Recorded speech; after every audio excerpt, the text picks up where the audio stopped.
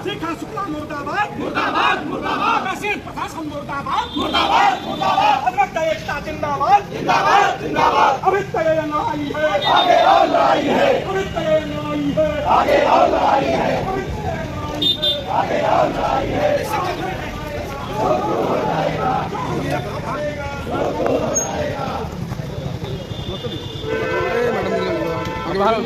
दोस्तों, महमूदाबाद तहसील परिसर में इस वक्त मौजूद हैं।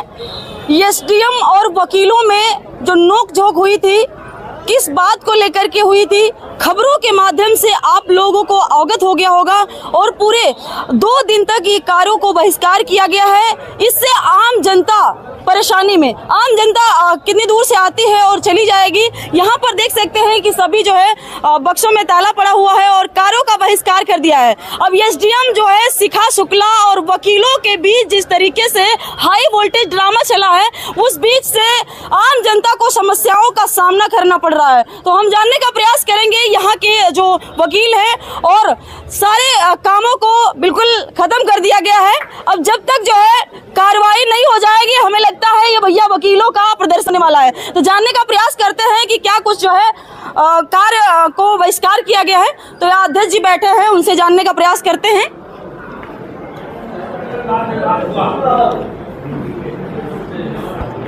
यहाँ पे देखिए कि जो है अधिवक्ताओं की मीटिंग चल रही है और जानने का प्रयास करते हैं कि अध्यक्ष जी, जो कार्यों का बहिष्कार कर दिया गया है, तो ये कब तक चलेगा?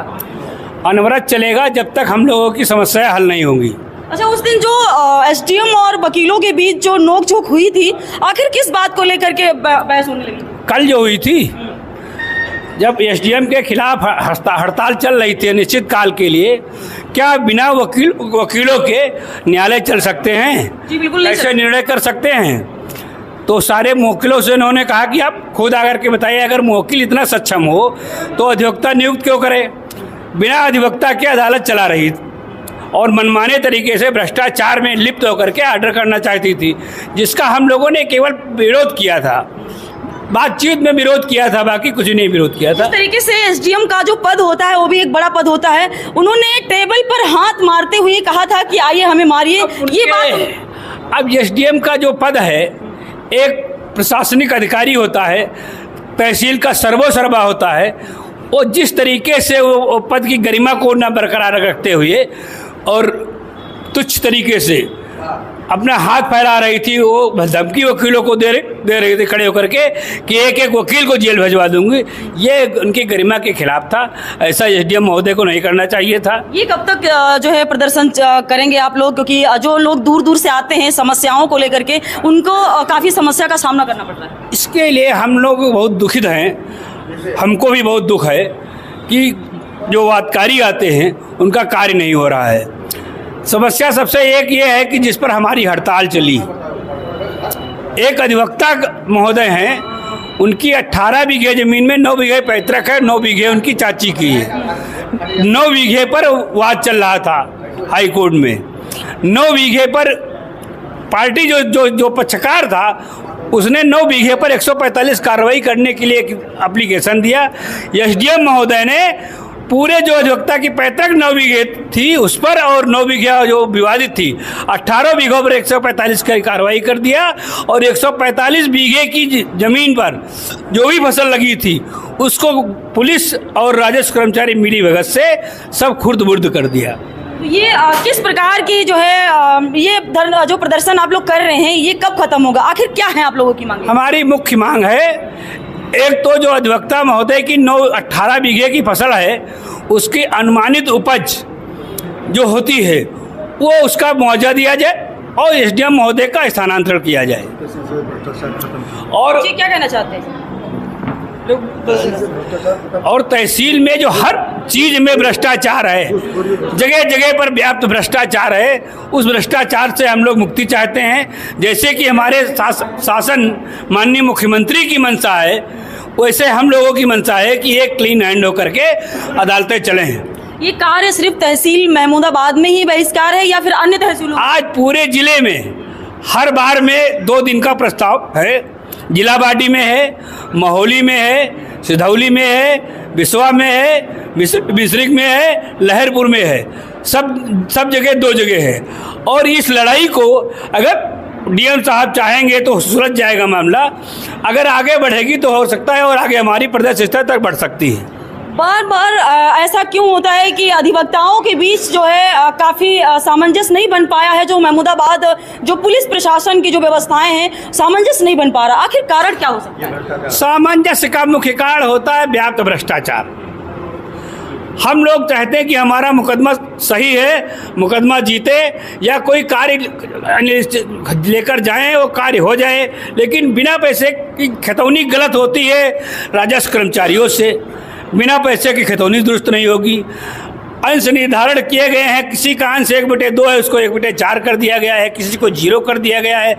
अब काश्तकार जाएगा तो वकील के पास, अब वकील फिर उसको 138 मुकदमा करे, नेसेसरी उसका खर्चा और हर कदम पर पैसा दे।